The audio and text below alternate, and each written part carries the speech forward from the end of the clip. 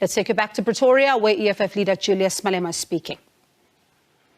Organized organization. Every city in South Africa, including the smallest town, has got fighters today on the streets saying enough is enough with load shedding, enough is enough with Ramaphosa in office. Today alone, we cancelled load shedding. Scientifically, Eskom is saying to you, the big users of electricity are not using it today, and there is sufficient electricity. Therefore, we want to load shedding today.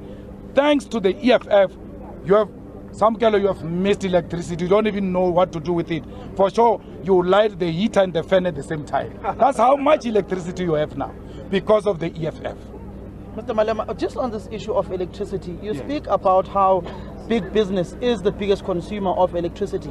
Going forward, what is going to be the game plan of your party in making sure that there is energy security and energy availability in all 84 generating units of the power utility Eskom, which is something that the Minister of Electricity, Dr. Jose Ntoramokupa, has been speaking about, and the Minister of Mineral Resources and Energy, Samson Mantashe?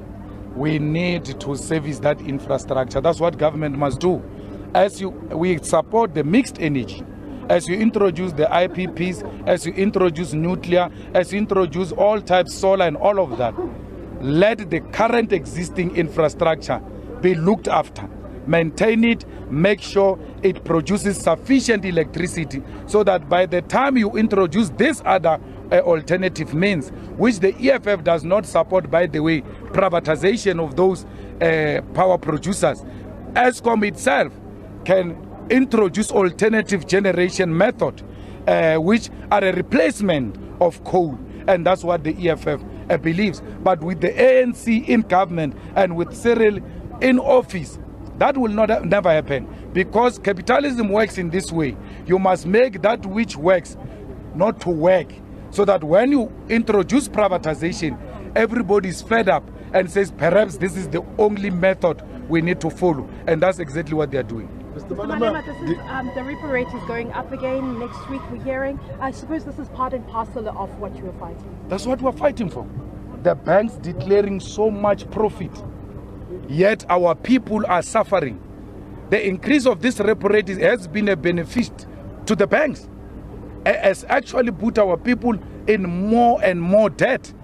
And those who used to afford the most affordable houses, for instance, can no longer afford because of this repo rate, which has been going up without taking into consideration the conditions within which our people are living in, with so much unemployment, with so many people losing their jobs. You got a bond at the point when you had a job, and you can still have, that time you were affording. Now you can't afford.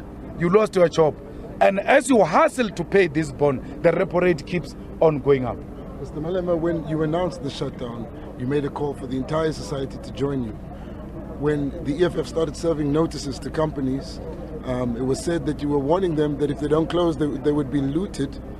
What do you think of the way that you informed society about your shutdown? Do you think that turned off most of the society from joining your shutdown? You think it could have been bigger if you didn't do that? During apartheid, the struggle activities have been smaller than this. There's never been these big gatherings except what we experience, which we're celebrating tomorrow, and 76 and so forth. But the struggle has always been there, and has been conducted by very few people. The struggle has never been a festival of a lot of people, because those who advance struggles are the advanced detachment of society. It's not no ordinary people. So let me give you an example where you come from in your township or your suburb. Let's talk township, because struggle was waged there. If you are to count, and if we turn these mics, me and you, and I interview you, how many struggle veterans are there in your township? You can't go past 10 fingers, because it has never been that everybody there, they were characterized the way we are being characterized ourselves during the struggle, that no, these ones are troublemakers, these are terrorists, they're the disruptors. I've been giving you example that during the international campaign for the isolation of South Africa through sanctions against apartheid, Mangosuthu Buthelezi and others went around the world saying, no, apartheid must not be put under sanctions because the South African situation is dire as is now. And if you put it under sanctions, it will be worse. So to get these numbers in a struggle where buses have been told you must not go to the EFF. You know what I discover? Santaco, where I met them, is a building of the Department of Transport. That's at their offices on the ground floor.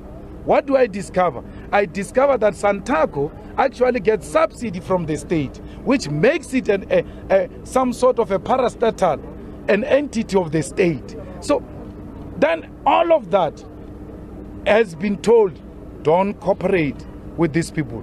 And with so much pressure like that, you still come out like this and you want to complain. No, that is becoming a political spoiled brat. This is more than enough under these conditions. Mr. Malema, on the issue pertaining... another journalist. Mr. Malema, if I may ask, what was the decision behind the choice of coming to the presidential guest house here today? And I must commend you for the good exercise you gave us as journalists today. Thank you very much. This is our house. Why should we always go to the Union Building? There's no a definition or method that says if you march against the president, you must go to the Union Building. This is our house. If we're dealing with a polite man with mannerism, he should be inviting us for supper in our house, because this is our house. But you know what? The police tell me the guy doesn't even stay here. He stays at his private residences. Money gets spent on this house every month, and the man is not here. To money on workers that work here, money on food that is here, water and electricity that we feed the Tshwane municipality for the man who doesn't stay in this house. So we are also bringing to the attention of our people that actually there is a presidential house. Masiti Puma Ramaphosa, we don't only mean the Union Building, we also mean Puma from our house, literally. Leave. And that's why we brought this house to the attention of the nation. It's part of political education. Because many of you, by the way, including you say I gave you a good exercise as journalist. I also gave you a good education. You never knew direction to the president's house. I educated you. Today you know. So thanks to the EFF. People who didn't join the shutdown or those that were hesitant. It's their right. It's their right. It has always been like that. There will always be those who join. There will always be those who don't join. I mean, guys, we have traveled this road together. When we started saying President Zuma must go, how many people were there?